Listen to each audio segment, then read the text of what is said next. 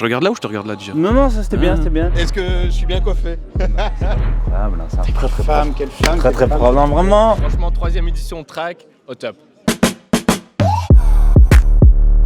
Aujourd'hui, on se retrouve au track à Namur pour une pitch party, un événement exceptionnel. Des dizaines de startups ont soumis leur dossier. 6 ont été sélectionnés. On va les découvrir maintenant. Les startups, les organisateurs, très à convaincre des investisseurs et les journalistes aujourd'hui. On va voir ça, c'est parti.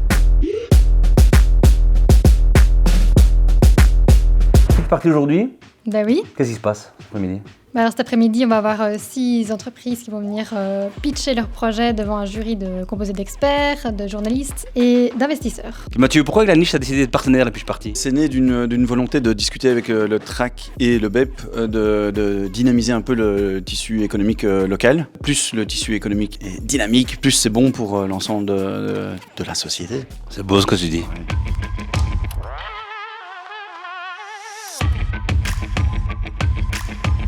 Je lance une nouvelle marque de chaussettes haut de gamme, Biggie Socks. C'est une marque éco-responsable. Knola, c'est une marque de cosmétiques qui a pour mission de réduire le plastique dans la salle de bain. Alors Comity, c'est l'application des comités, style comité universitaire jusqu'aux gros comités qui font de l'intervillage, etc. Je suis là pour Bloomeria, c'est une organisation qui aide les communautés à sauvegarder les espaces verts. Donc ma startup c'est Woodlock et je crée des chalets modulables en kit. Alors notre startup, c'est la création d'une filière de production de noisettes.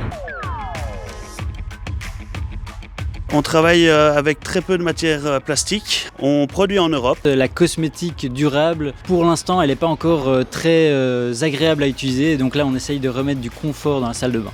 Parce qu'aujourd'hui, il y a des solutions qui existent dans le digital pour l'événementiel, mais ça s'adresse essentiellement aux gros festivals, etc. C'est souvent très inabordable pour les petits comités. Alors c'est innovant parce qu'on utilise la blockchain pour inscrire les transactions en toute transparence. C'est des chalets qui sont modulaires et donc on peut modifier la taille en fonction du besoin du client. Alors en fait, la production de noisettes pour l'instant elle est assurée par la Turquie et l'Italie en grosse partie et donc il n'y a aucune production en Wallonie et donc on veut développer ça ici chez nous.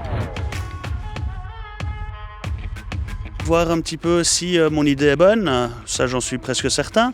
Voir un petit peu les différents conseils qu'on peut me donner. Avant tout, du retour sur le projet, puis potentiellement du financement. Surtout des contacts presse et peut-être des contacts investisseurs pour essayer d'accélérer le projet. Pouvoir rencontrer des gens qui vont me conseiller, pourquoi pas qui vont me proposer, soyons fous, un financement. Peut-être essayer de chercher un investisseur qui serait intéressé d'investir dans ma boîte. Nous recherchons des investisseurs qui sont prêts à investir dans la production de noisetiers.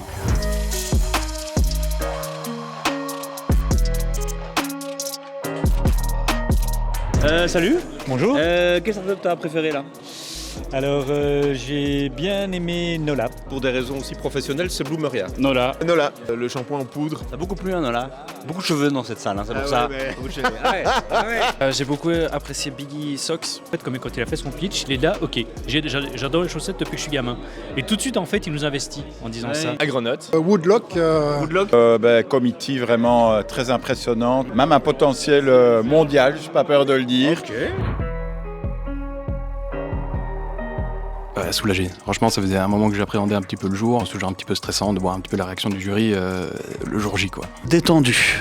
Ce n'était peut-être pas le cas avant de commencer, mais maintenant vraiment détendu. Bien, un peu soulagée d'avoir fait l'exercice.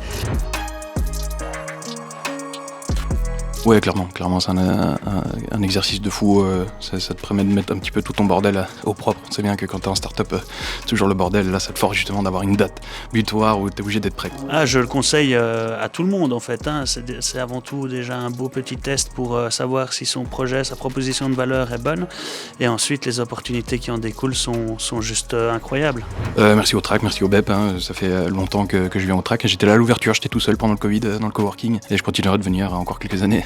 Ah ben je remercie clairement le TRAC et le BEP pour l'accompagnement et les formations continues qu'ils proposent. Le mot de la fin, franchement, une super édition de la Pitch Party avec des projets hyper différents. Vivement l'année prochaine. Hein.